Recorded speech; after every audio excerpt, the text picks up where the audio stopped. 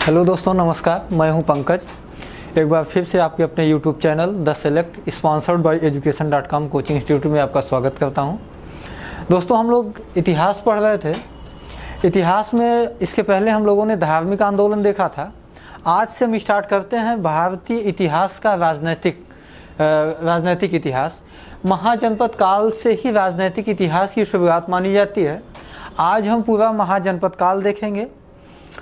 उसमें हम ये भी समझने की कोशिश करेंगे किस तरीके से जब वैदिक काल में आर्य भारत में आए, एक घुमक्कड़ी जीवन व्यतीत कर रहे थे, एक यायावरी जीवन, बंजारों की भांति जीवन व्यतीत कर रहे थे। फिर किस तरीके से उनके जीवन में स्थायित्व आया। फिर यही जो उनके जीवन में स्थायित्व आया, ये धीरे धीरे समाज का रूप लेता है। फिर वो समाज कबीले फिर जनपद में, और जनपद फिर उत्तर वैदिक काल के अंत में यानी 6वीं शताब्दी ईसा पूर्व के अंत तक यह जनपद महाजनपद में तब्दील हो गए या परिवर्तित हो गए। तो उस समय 6वीं शताब्दी ईसा पूर्व की हम बात कर रहे हैं। उत्तर भारत में कुल 16 महाजनपदों का उदय हुआ था, और इन महाजनपदों की सूची एकदम डिटेल में विधिवत जैन और बौद्ध ग्रंथों में मिलती है। जैसा कि आप लोग धार्मिक आंदोलन वाले चैप्टर में पढ़े कि 6वीं शताब्दी ईसा पूर्व, 5वीं शताब्दी ईसा पूर्व यही समय था जैन और बौद्ध धर्मों के उदय का। तो उस समय जैन और बौद्ध धर्म से संबंधित बहुत सी पुस्तकें लिखी गई, साहित्य लिखे गए। और उन पुस्तकों और साहित्य में जो उदाहरण के लिए बौद्ध धर्म का एक ग्रंथ है जिसको कहते हैं अगुत्तर निकाय। बौद्ध धर्म का एक ग्रंथ है जिसका नाम है अगुत्तर निकाय। दूसरा जैन धर्म का एक ग्रंथ है जिसको कहते हैं भगवती सूत्र। तो ये दो ऐसे महत्वपूर्ण ग्रंथ हैं, एक बौद्ध का और एक जैन का, जिनमें डिटेल में इन 16 महाजनपदों की सूची मिलती है जिनका उदय 6वीं शताब्दी ईसा पूर्व के अंत में हुआ था। तो चलिए आज हम यही समझेंगे और फिर उनकी राजधानियां देखेंगे, और राजधानियों के पश्चात फिर हम अगर आज यह महाजनपद होते तो भारत के किन क्षेत्रों में होते, उनकी भौगोलिक स्थिति आज क्या होती, इसको भी हम समझने की कोशिश करेंगे। चलिए फिर स्टार्ट करते हैं।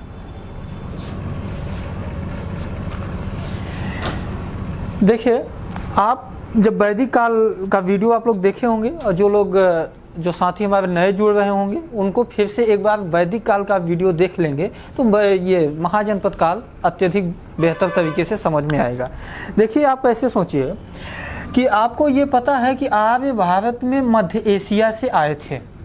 मैंने उस वीडियो में ये भी बताया था कि अलग अलग विद्वानों ने अलग अलग तर्क दिए हैं, लेकिन उनमें से जर्मन विद्वान मैक्स मूलर का जो तर्क है वो सबसे अधिक मान्य है। क्यों मान्य है, उसके लिए आप पिछली वीडियो देखिए। तो आर्य भारत में जब मध्य एशिया से आए तो आते ही उनका एक स्थायी निवास तो बन नहीं जाएगा, उनका कोई एक स्थायी ठिकाना नहीं होगा। आप ही सोचिए, आप ही भारत से निकलकर एक बड़ी संख्या में झुंड का झुंड किसी अन्य देश में जाइए, और फिर पहुंचते ही वहां आपको बढ़िया हवेली और मकान नहीं मिलेगा, स्थायी जीवन आपका नहीं होगा। यानी कि आपका जीवन क्या होगा, यायावरी होगा, जिसको हम और एक शब्द प्रयोग कर सकते हैं जिसको हम बंजारा जीवन बोलते हैं, या हम यूँ कह सकते हैं कि वो जीवन किस तरीके का होगा, घुमक्कड़ी जीवन होगा। तो अब जब आप घुमक्कड़ी जीवन व्यतीत करें, फिर धीरे धीरे समय बीतता गया। आपको पता है कि वैदिक काल को 2 भागों में बांट दिया गया है। एक ऋग वैदिक काल 1500 ईसा पूर्व से लेकर 1000 ईसा पूर्व तक, दूसरा है उत्तर वैदिक काल 1000 ईसा पूर्व से 600 ईसा पूर्व। तो देखिए, और उस समय मैंने एक चीज़ और आपको बताई होगी, यदि आपको ध्यान होगा, कि मैंने ये कहा था कि ऋग वैदिक काल का प्रमुख व्यवसाय पशुपालन था। और पशुपालन क्यों था, वो इसलिए था क्योंकि आर्यों का प्रारंभिक जीवन घुमक्कड़ी और यायावरी है, और यदि व्यक्ति एक जगह स्थायी रूप से है नहीं तो वो खेती तो कर सकता नहीं है।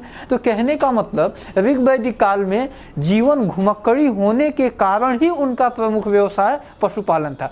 फिर उनके जीवन में धीरे धीरे स्थायित्व आता है, और जैसे जीवन में स्थायित्व आएगा, अब झुंड का झुंड एक जगह निवास करना स्टार्ट करेंगे, और इसी से धीरे धीरे फिर निर्माण होगा किसका, समाज का।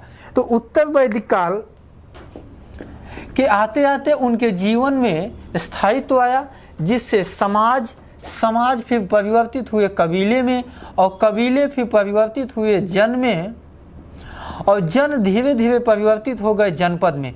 मैंने आपको पिछली वीडियो में भी बताया था, यहाँ फिर से मैं रिपीट करता हूँ कि देखिए, घुमक्कड़ी जीवन से लेकर कबीलों तक का निर्माण जो हुआ था वो ऋग्वैदिक काल में हुआ था।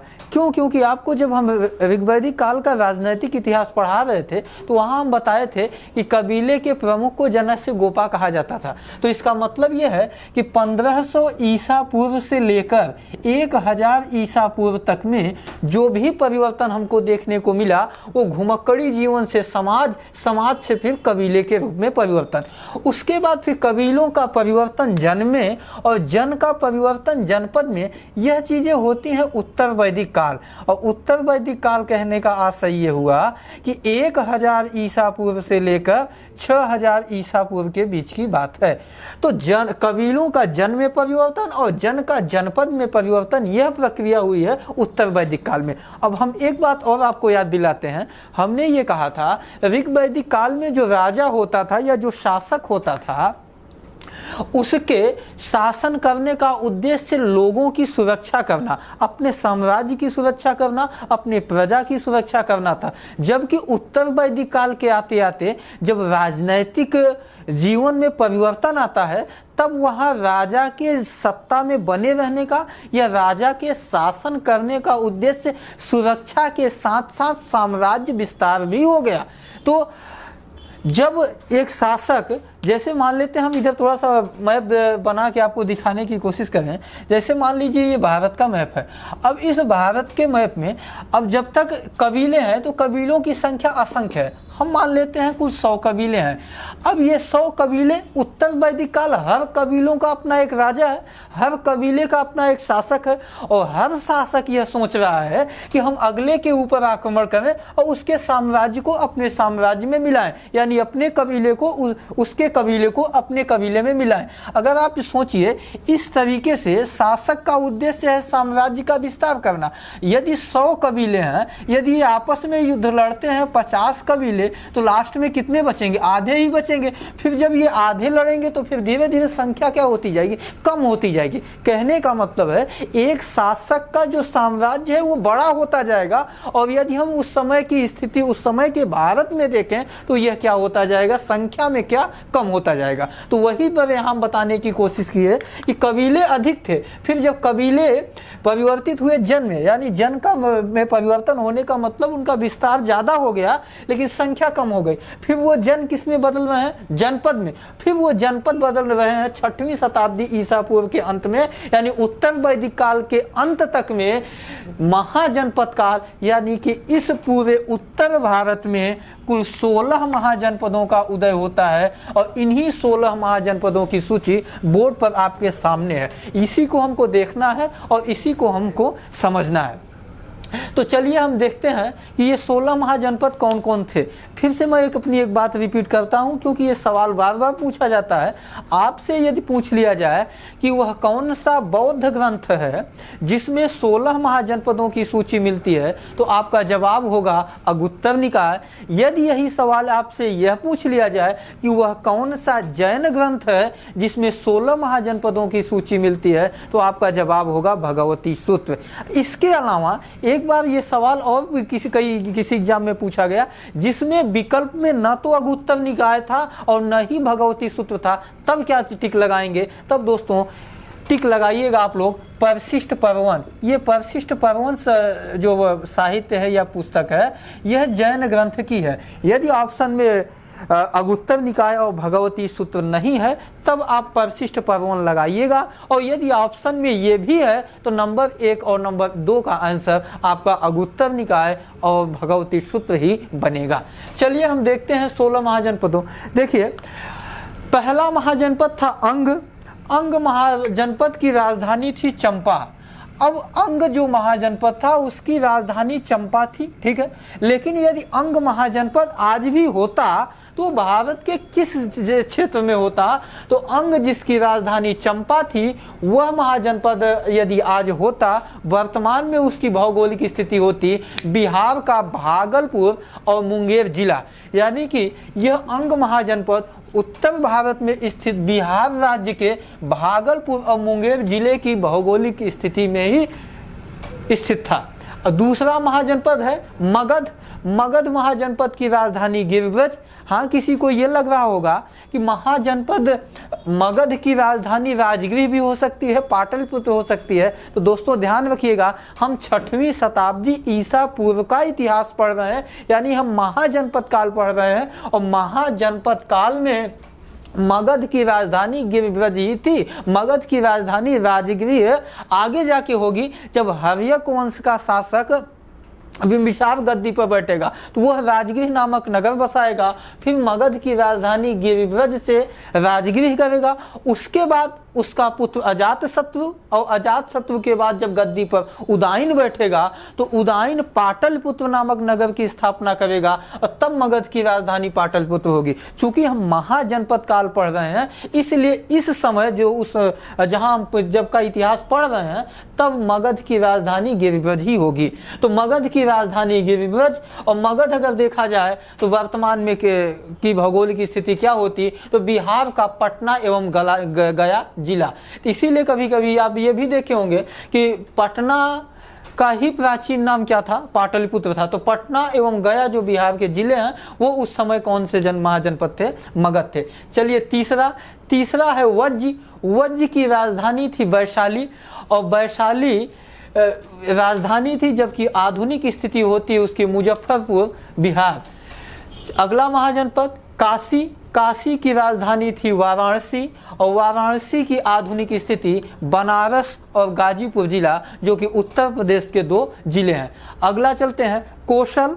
कौशल महाजनपद की दोस्तों 2 राजधानियां थी, एक थी श्रावस्ती और दूसरी थी कुशावती।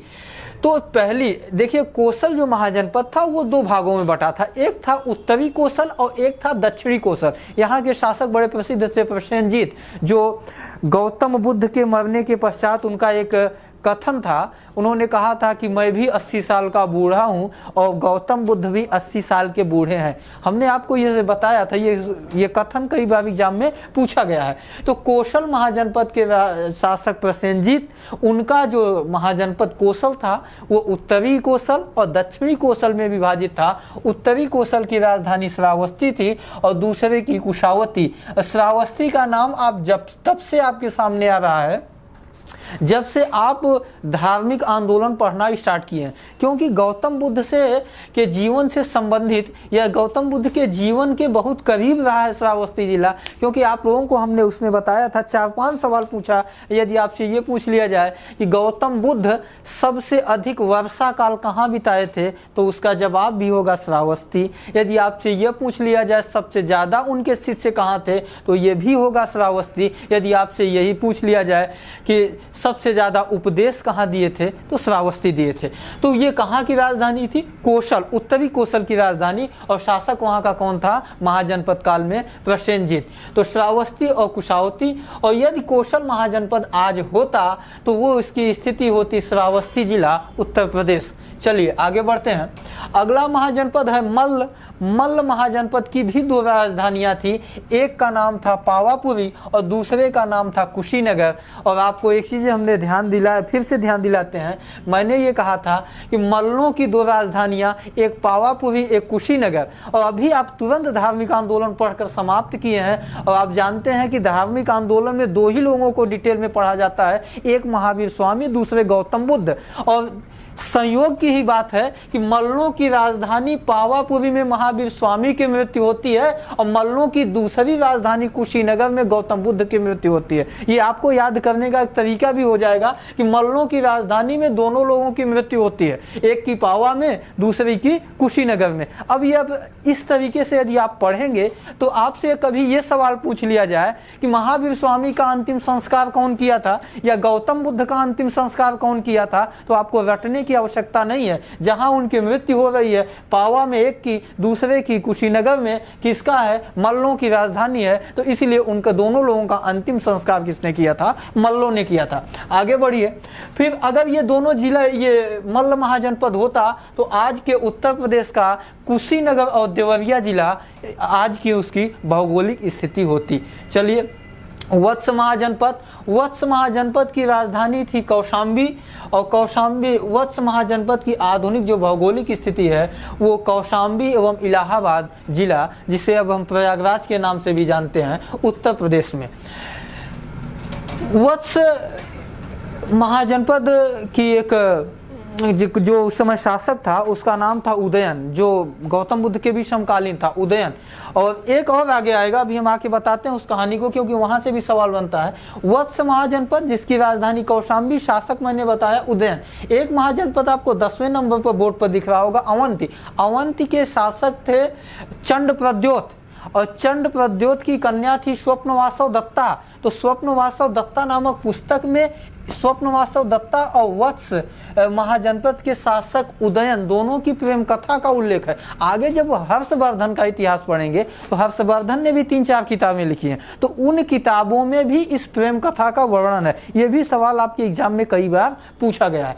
चलिए, अगला है कुर्म महाजनपद। कुर्म की राजधानी इंद्रप्रस्थ, और इंद्रप्रस्थ की स्थिति वर्तमान में दिल्ली के आसपास का क्षेत्र माना जाएगा।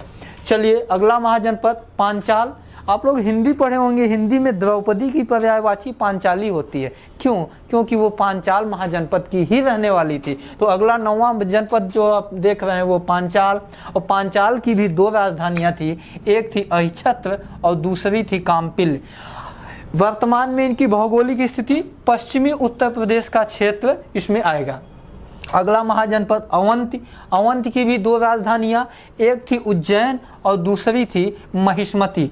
और आधुनिक क्षेत्र यदि पूछा जाए तो आप बताइएगा आधुनिक मालवा क्षेत्र। चलिए आगे बढ़िए, अगला महाजनपद है सूरसेन। सूरसेन की राजधानी मथुरा, और आधुनिक स्थिति चूंकि मथुरा दिया ही है तो उत्तर प्रदेश का मथुरा जिला।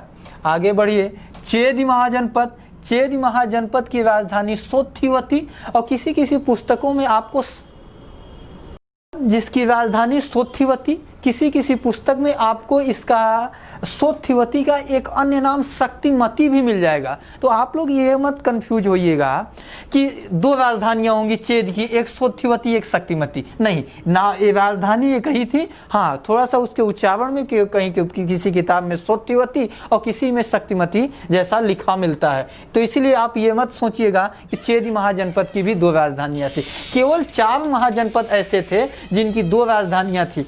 तो चेद की राजधानी सोत्थिवती, आधुनिक क्षेत्र में वो बुंदेलखंड के क्षेत्र में आएगा।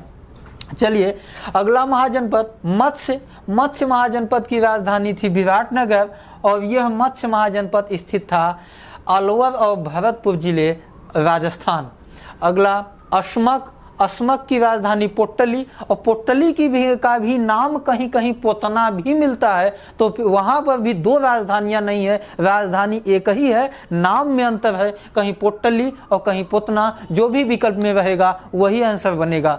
आगे चलते हैं, तो इसकी आधुनिक स्थिति तेलंगाना गोदावरी नदी के तट पर। यहाँ एक चीज़ हम आपको और थोड़ा सा बताने की कोशिश ये करेंगे कि देखिए, पुरानी किताबें का मतलब आपको ध्यान होगा 2014 में तेलंगाना का अस्तित्व हुआ था। 2014 से पहले जितनी प्रकाशित पुस्तकें होंगी, यहाँ तेलंगाना के स्थान पर आंध्र प्रदेश होगा। उसके बाद की जो किताबें लिखी होंगी या फिर से प्रकाशित हुई होंगी, वहाँ पर तेलंगाना होगा। तो आप पुरानी किताबें देखकर ये मत सोचिएगा कि हमने गलत बता दिया या हमने गलत पढ़ लिया, ऐसा नहीं है। वो इसका जवाब तेलंगाना ही अब माना जाएगा। क्यों? क्योंकि आंध्र प्रदेश से ही अलग हो गया कौन सा, तेलंगाना। तो इसकी राजधानी क्या थी, पोट्टली थी, और ये महाजनपद कौन था, अशमक। आगे बढ़िए, 15वां महाजनपद था गांधार, और गांधार की राजधानी थी तक्षशिला। आधुनिक स्थिति पाकिस्तान का पेशावर एवं रावलपिंडी जिला। लास्ट है कंबोज। कंबोज की राजधानी थी हाटक, और आधुनिक स्थिति देखा जाए तो पाकिस्तान का हजारा जिला। ये रहा आपके 16 महाजनपदों के नाम और उन महाजनपदों की राजधानियाँ और उनकी वर्तमान में आधुनिक स्थिति क्या है। देखिए, इसको आसानी से याद किया जा सकता है। आप लोग मैप बनाइए, मैप बना के उसको विधिवत हर जगह कौन कहाँ था उसको दर्शाइए, खूब आसानी से याद हो जाएगा। अब हम आगे चलते हैं कि सवाल क्या क्या पूछे जाते हैं। तो आप लोग देखिए, प्रॉपर बढ़िया नोट्स बनाइए। हम लोग रेगुलर क्लास ले भी रहे हैं और कहीं से सिलेबस छोड़ा नहीं जा रहा है। जितना सिलेबस है हम लोग सब कवर करके चल रहे हैं, ताकि आप लोगों को ऐसा ना हो कि तमाम हम लोग वीडियो देखते रहते हैं, कोई एक चैप्टर पढ़ाया फिर दूसरे चैप्टर आपको मिर्च मसाला जैसा चीज़ें दे दिया, आपको भी देखने में लगा कि बहुत बेहतर है। ऐसा नहीं, हम लोग एक तरफ से एक लेकर, हाँ अब मैथ वाले ही सब देखे होंगे, एक एक चैप्टर पर 8-8, 10-10 वीडियो बनाने वाले हैं, इसलिए आपको पूरा विधिवत सब कुछ डिटेल में मिलेगा इस चैनल पर। तो चलिए अब हम सवाल देखते हैं। देखिए, कुछ महाजनपदों के आपको ज्ञात शासक मिलते हैं, कुछ के ज्ञात शासक नहीं मिलते हैं। तो पुस्तकों में जिन जिन महाजनपदों के ज्ञात शासकों का नाम मिलता है हम उनकी चर्चा कर देते हैं, क्योंकि ये पूछता है, जैसे मान लीजिए आपसे पूछ लिया गया कि अंग महाजनपद का प्रथम ज्ञात शासक कौन था, तो फिर आपको 4 विकल्प मिलेंगे। तो 4 विकल्प में आंसर आप तभी बता पाएंगे जब आपको पता होगा। तो देखिए, अंग महाजनपद का जो पहला शासक था वो था ब्रह्मदत्त। तो अंग महाजनपद का पहला ज्ञात शासक ब्रह्मदत्त। चलिए आगे चलते हैं। मगध, मगध का पहला ज्ञात शासक जो है वो बिंबिसार है। हव्यक का संस्थापक माना जाता है। कल की वीडियो में ये सारी वज्र का शासक मिलता नहीं। काशी का प्रथम ज्ञात शासक नहीं मिलता, लेकिन हाँ आपको ये भी पता है कि आगे चलकर जब महाजनपद काल का थोड़ा सा, जब ये महाजनपद काल भी आपस में इनका विलय होने लगा, तब कौशल में काशी का विलय हो गया था। किसने किया था? प्रसेनजीत ने किया था। तो इसलिए काशी का भी प्रथम ज्ञात शासक या कौशल का, दोनों पूछा जाए तो आप जवाब दीजिएगा प्रसेनजीत। आपको एक आगे हम बताएंगे भी, यदि थोड़ा बहुत भी इतिहास से आप परिचित होंगे तो आपको पता भी होगा कि कौशल के जो शासक प्रसेनजीत थे और हव्यक वंश का शासक जो अजातशत्रु था, इन दोनों के बीच युद्ध हुआ था और इस युद्ध में कौशल नरेश प्रसेनजीत से अजातशत्रु ने काशी को छीन लिया था। उसके पहले भी काशी का इतिहास ये है कि प्रसेनजीत ने अपनी बहन महाकोशला का विवाह किया था बिंबिसार से, तो काशी को दहेज में दिया था। तो लेकिन अगर काशी को दहेज में कब देंगे? जब उनका होगा तब तो देंगे। तो इसका मतलब यह है कि काशी और कौशल दोनों महाजनपदों का पहला ज्ञात शासक कौन है? प्रसेनजीत। आगे चलते हैं। मल्ल का ज्ञात शासक मिलता नहीं। हाँ, वत्स का हमने उदयन बताया है। देखिए, उस समय 2 नाम कुछ मिलते जुलते हैं, एक है उदायन, एक है उदयन। दोस्तों, उदयन वत्स का शासक है जिसका स्वप्नवासव दत्ता के साथ प्रेम कथा का उल्लेख मिलता है, जबकि जो उदायन है वो पाटलिपुत्र नगर की स्थापना करने वाला वो अजातशत्रु का पुत्र था। तो उदयन और उदायन में आप लोग अंतर रखिएगा। अगला कुरु है। कुरु के विषय में कोई जानकारी नहीं। पांचाल के विषय में पहला शासक कौन था? ये भी नहीं। हाँ, लेकिन यहाँ पर ये याद रखिएगा, महाभारत में उल्लेख द्रौपदी पांचाल महाजनपद की ही रहने वाली थी। अवंती का शासक हमने आपको बता ही दिया कि अवंती का शासक था चंडप्रद्योत। चंडप्रद्योत की ही कन्या थी स्वप्नवासव दत्ता। अगला है सूरसेन की राजधानी मथुरा थी, तो यहाँ का पहला ज्ञात शासक कृष्ण को माना जाता है। हाँ, जिनको उसके बाद चेदी महाजनपद का पहला ज्ञात शासक माना जाता है शिशुपाल का। आप लोग कृष्ण से संबंधित यदि कुछ भी सुनते होंगे या जानते होंगे तो आपको पता होगा कि शिशुपाल वध कृष्ण ने किया था। तो वो कहाँ का शासक था शिशुपाल? वो चेदी का था, जबकि सूरसेन का कौन था? कृष्ण था। मत्स्य का उल्लेख मिलता नहीं। मत्स्य का शासक कौन था? अश्मक का भी नहीं। हाँ, गांधार का मिलता है। गांधार का पहला ज्ञात शासक मिलता है पुष्कर साविन और कंबोज का नहीं मिलता। हाँ, अब देखिएगा, इन शासकों में से आगे जब हम पढ़ेंगे तो ब्रह्मदत्त का भी नाम आएगा डिटेल में, बिंबिसार का भी आएगा, प्रसेनजीत, उदयन, चंडप्रद्योत का भी आएगा।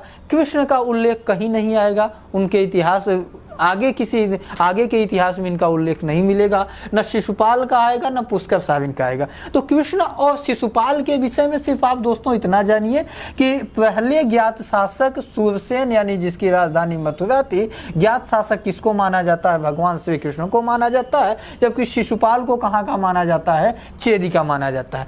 अब हम बात कर लेते हैं पुष्कर साविन। तो उसके पहले हम आपसे एक सवाल पूछते हैं, आप लोग भी अपने कमेंट बॉक्स में उसका जवाब दीजिएगा। इतिहास का पितामह हेरोडोटस को माना जाता है, और हेरोडोटस की पुस्तक का क्या नाम था? आप लोग कमेंट बॉक्स में हमको इसका जवाब दीजिएगा।